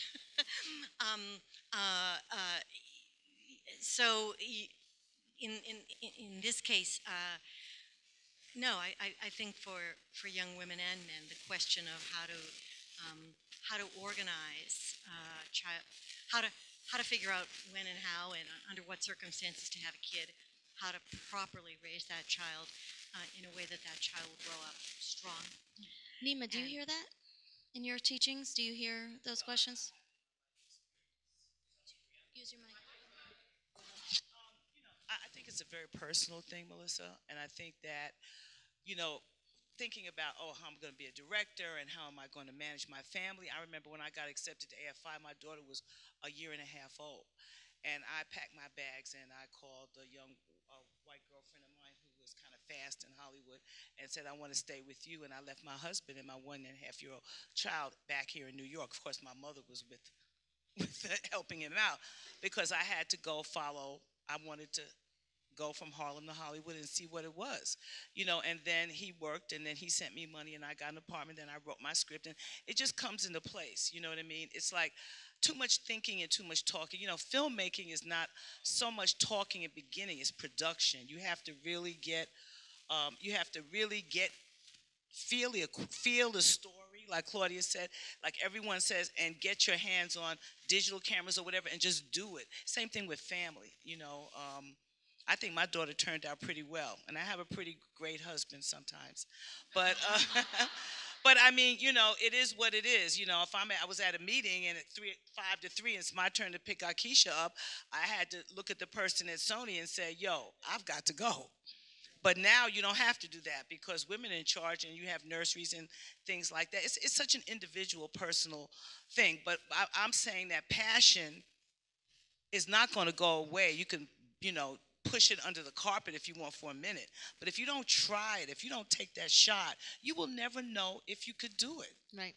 And partnership is about that. It should be about that. It should be about give and take.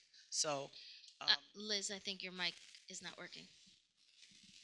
Liz, did you want to add something else to that? Only that I think universal childcare would help. Yeah. And healthcare. I think it would help. And I think it would help men and women. Absolutely. I'm going to jump into some of these questions here, and I think people really want to know kind of like, how do you get into directing? Like, I've been doing something else for a long time. I want to direct. Do you guys have any advice on how to break in? Or is that too crazy a question? I can address it in terms of like filmmaking and things like that, which is I think perhaps it's a little bit easier when you write and direct, because you kind of are controlling the whole thing, and you can be capable of I think doing things very, very cheaply. I would recommend not writing like a period piece or a big sweeping sci-fi a space odyssey, unless like you're really good at production designing with styrofoam, but and doing like little tiny models. But for me, I think, or partnering. I think AFI is a great place because you think of something like AFI, and AFI they have like the cinematography program, the producer program, the writer program, and the director program, and those people really work together really well.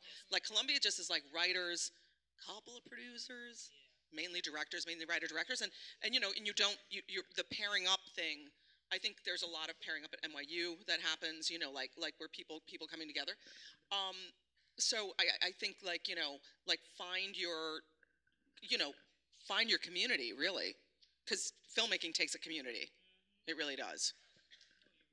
I think you have to find your tribe, as I call it. Same thing that she's saying. Find your tribe, But I think that if you want to make a movie, you just get a camera and learn. I mean, I learned how to write my AFI script in my girlfriend's basement with Cy Fields' book.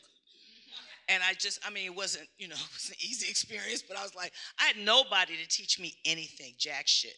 I had to go by my instinct and learn, and that's why I always mentor and have people follow me and shadow me, because I know what it's like to stand up there and no one tell you anything and everyone look at you like you're from another planet. But I would go in the bathroom and I would cry. I'm a little emotional, but if you lose your emotion, you lose your art, right? So I wasn't going to lose my emotion. I didn't let him see me cry. But I think that how to break into filmmaking, what kind of filmmaker do you want to be? We talked about that earlier. If you want to make a movie, then you know how to make a movie. You just start. You write a script. You get it together. You get a camera. You get your tribe or your friends or someone to shoot it. And you learn. You learn story. It has to be something, like I said earlier, you have a passion for.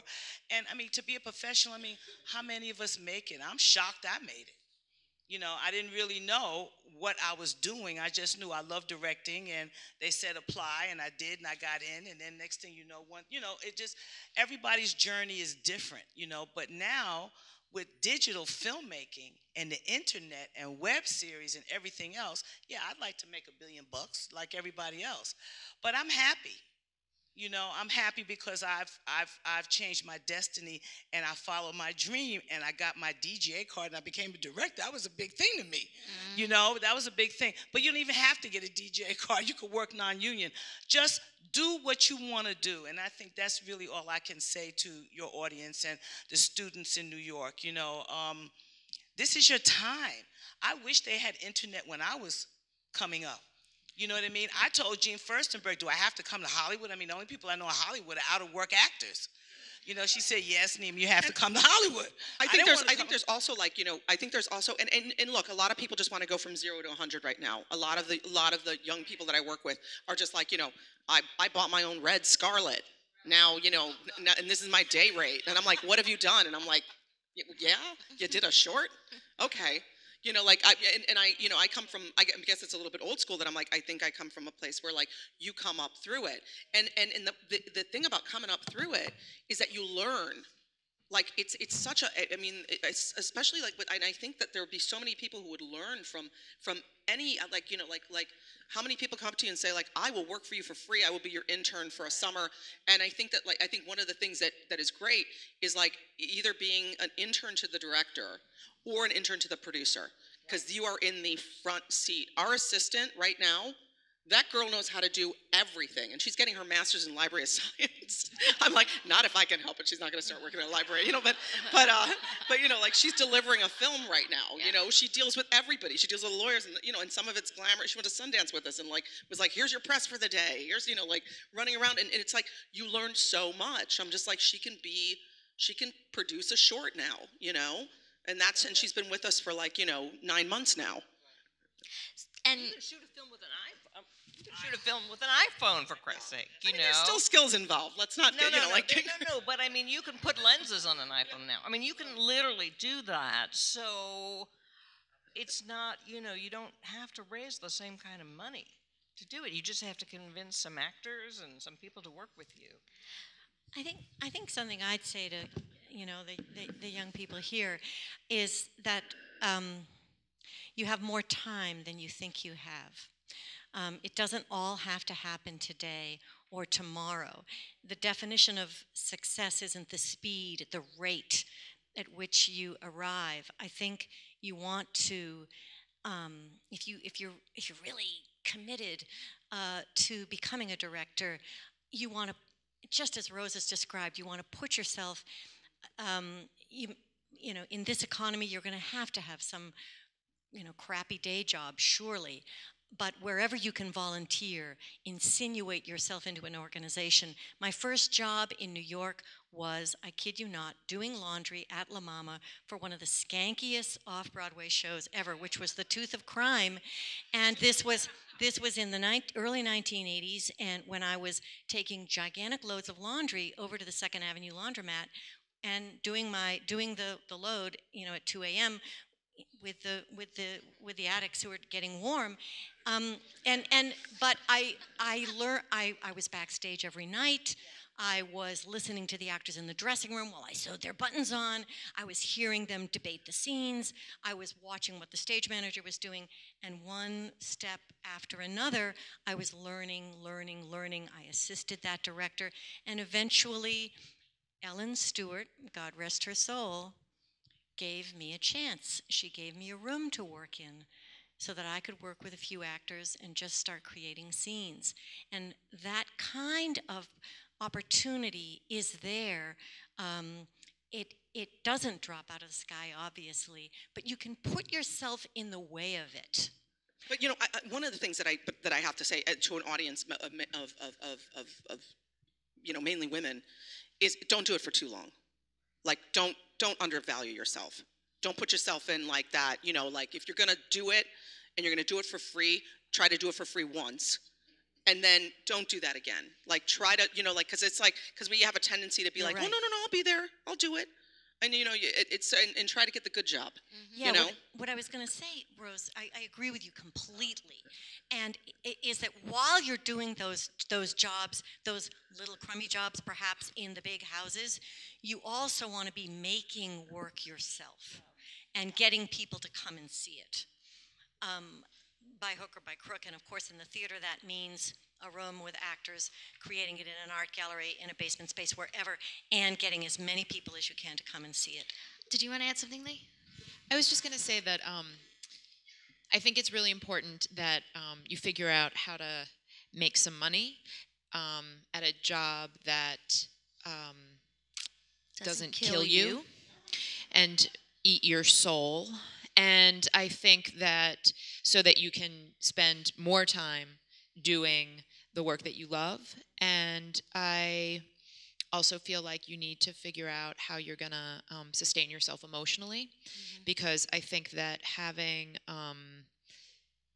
all this desire to do this thing can kill you also. And sounds so dramatic, but it's true. And I think that whether it's family or friends or whatever it is, it's like you need a really tough skin and you need a long-term plan. And like the long-term plan to sustain yourself so that you can hang in there for the amount of time that it's going to take. And I think, and you need that support system, or you need whatever it is, so that there are people to be like, you can do it, don't quit. And I think that that would be the advice that I would say. Great advice. So we're here at the Screen Actors Guild Foundation. I would imagine there are actors in the audience. Are you all actors?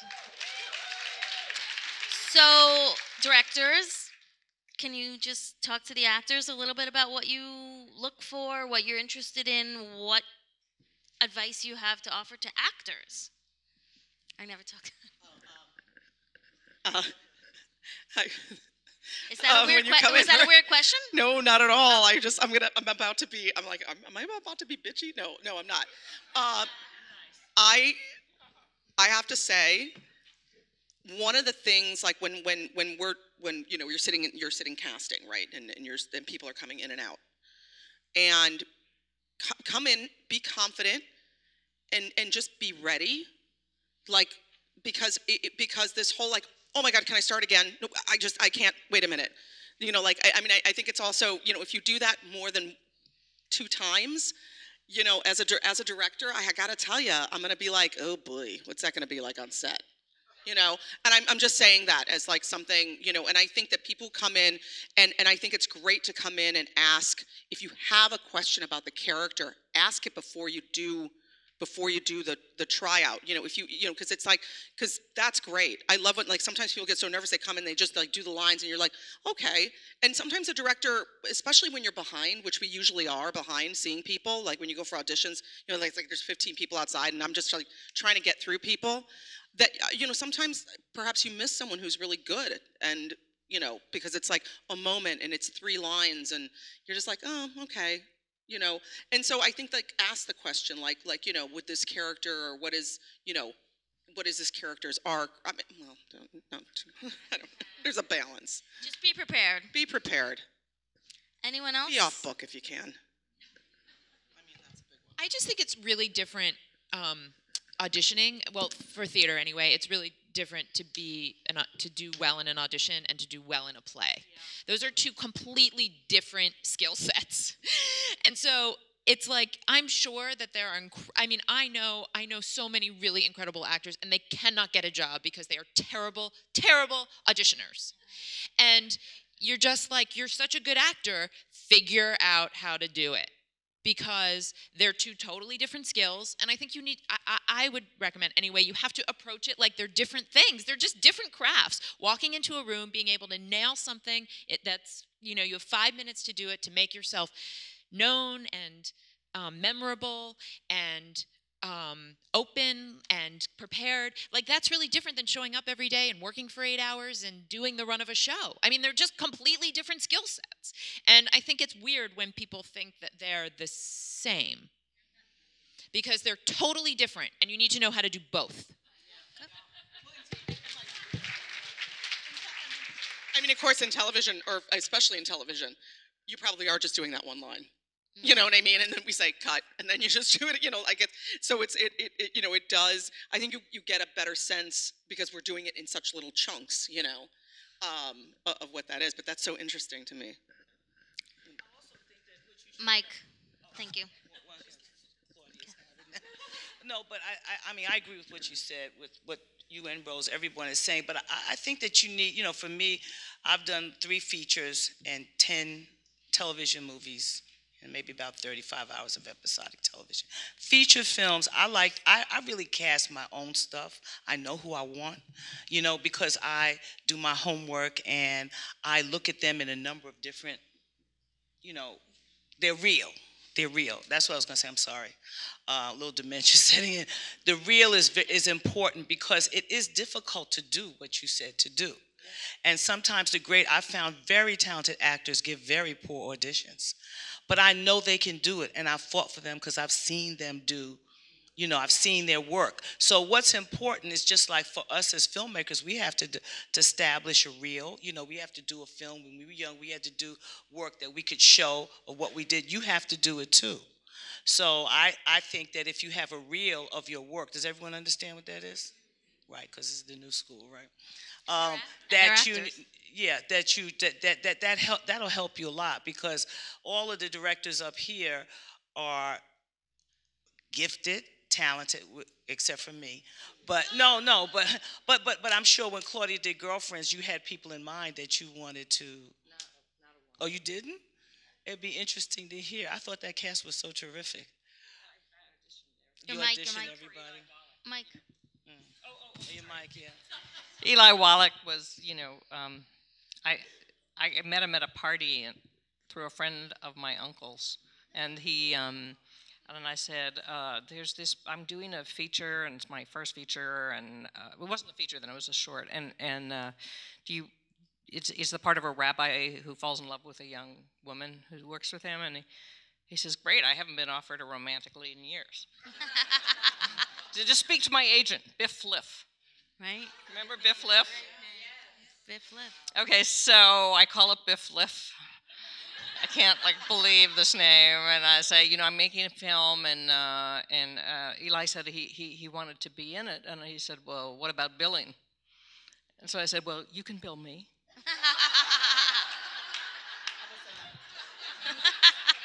So you can also negotiate your own deals. I negotiated every deal in Girlfriends, and I learned by doing it.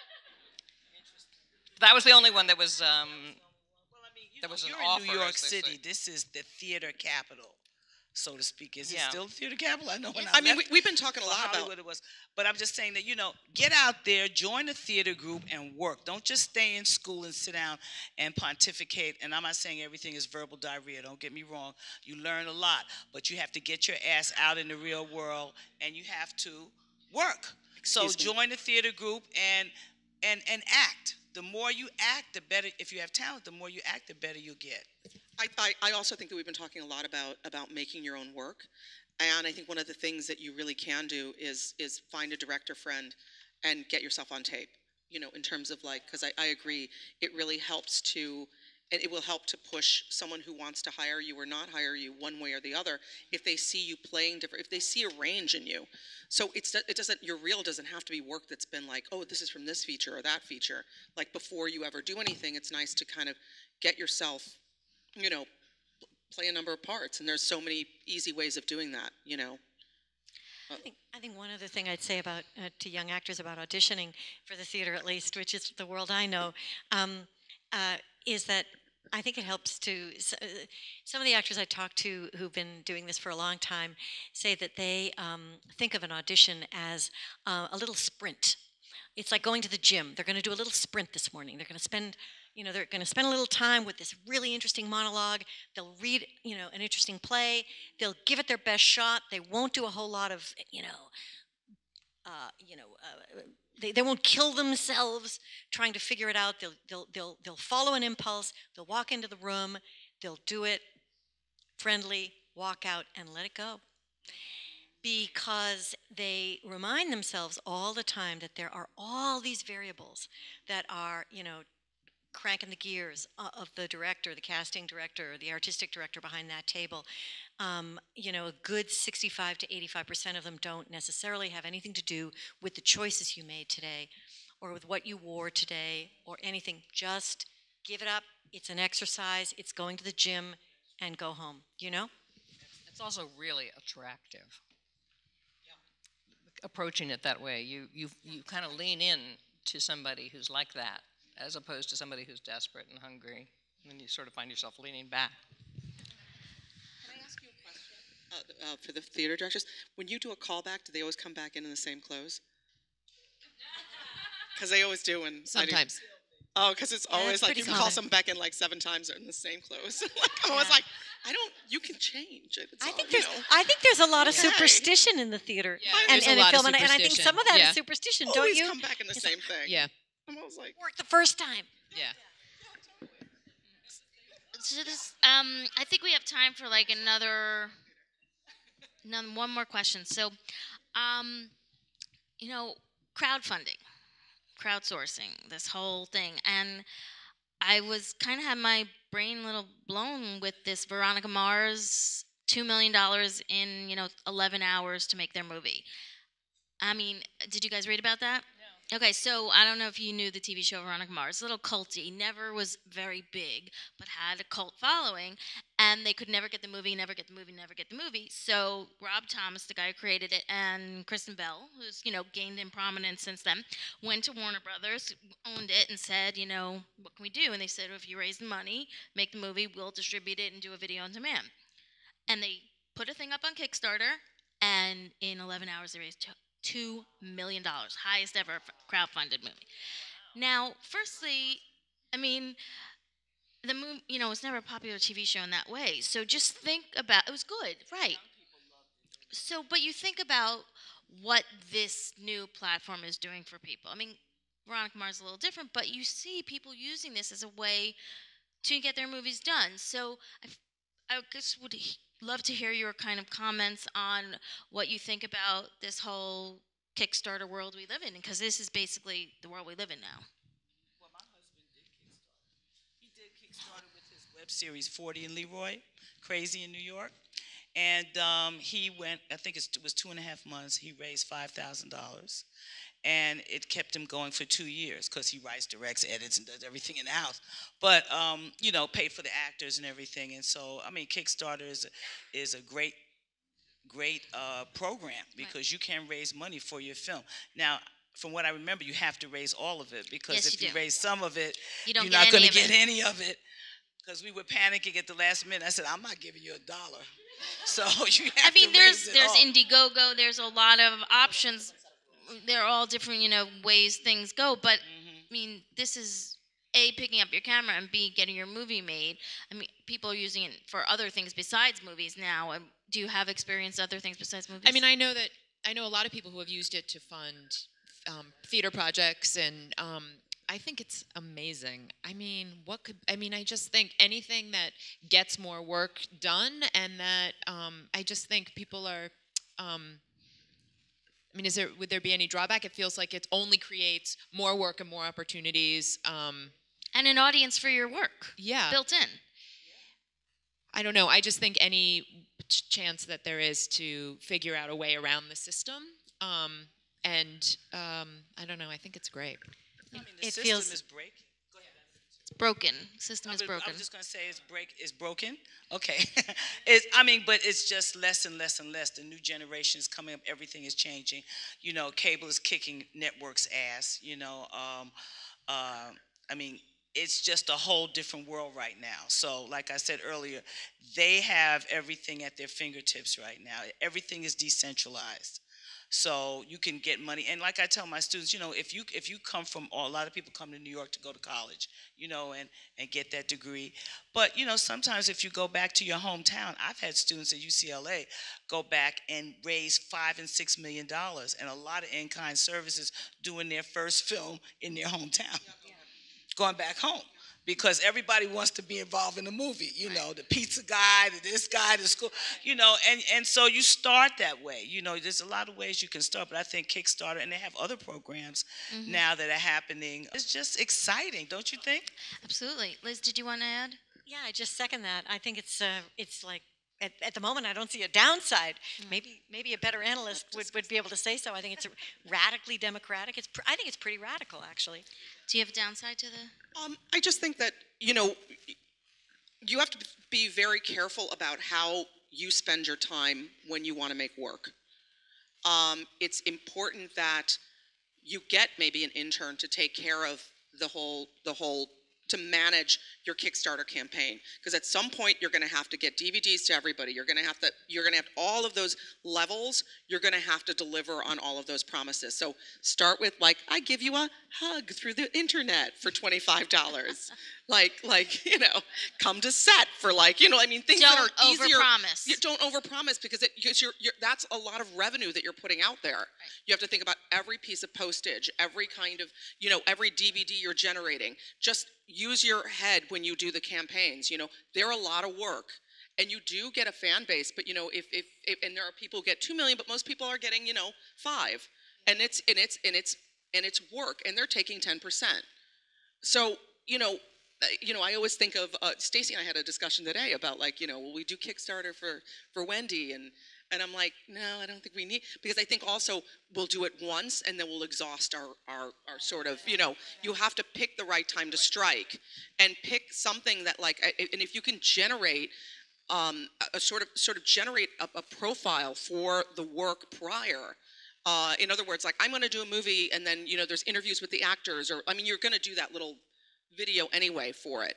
But if you have a web presence in another way, try to build a fan base that you then turn over into that, then widen from there, it can be great. And I don't think every project, we thought about doing it with Concussion, and I don't think Concussion's the kind of film for it at all. You know, and the audience that we're targeting is the you know, like, I mean, Wendy Brown is it's a 40-something movie, you know, it's like, and so it's not really the platform. We thought about doing Go Fish 2, and then that would be kind of something that we would publicly fund, I think. All right, well, I think we are out of time, but I want you all to thank these amazing women.